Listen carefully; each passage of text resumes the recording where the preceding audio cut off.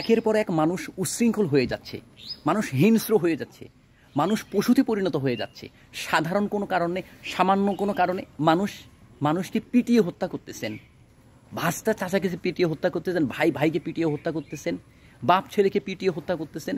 মানে এই পিটিয়ে হত্যা করাটা, মব সৃষ্টি করে হত্যা করাটা বাংলাদেশের এখন নিত্যদিনের ঘটনা।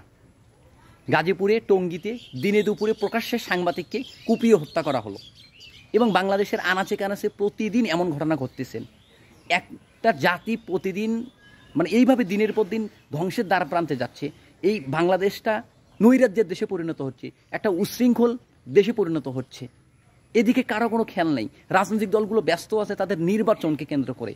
দেশ যে এই যে একটা 12টা বাজে গেছে, দেশের প্রত্যেকটা জায়গাতে মব সৃষ্টি করে মানুষকে পিটিয়ে হত্যা করা হচ্ছে, নামে বেনামে বিভিন্ন সন্দেহের ভিত্তিতে চোর ডাকাতি সন্দেহকে ট্যাগ দিয়ে, মূলত নয় ব্যক্তিগত স্বার্থকে হাসিল করার জন্য প্রতিনিয়তই মানুষকে পিটিয়ে হত্যা করতেছে তারই বিপক্ষ পার্টি। এর চেয়ে দুঃখজনক, এর চেয়ে কষ্টদায়ক, এর চেয়ে হৃদয় বিদারক দৃশ্য আর কিছু হতে পারে না একটা স্বাধীন দেশে। আইনশৃঙ্খলা বাহিনী সেখানে নীরব ভূমিকা পালন করতেছে, দর্শকের ভূমিকা পালন করতেছে, প্রকৃত অপরাধীদেরকে, প্রকৃত সন্ত্রাসীদেরকে, দুর্বৃত্তদেরকে ধরতেছে না বা ধরাছোঁয়ার বাইরেও থাকতেছে। তাহলে এভাবে একটা দেশ চলতে পারে না, এভাবে একটা সমাজ চলতে পারে না, এভাবে একটা রাষ্ট্র চলতে পারে না।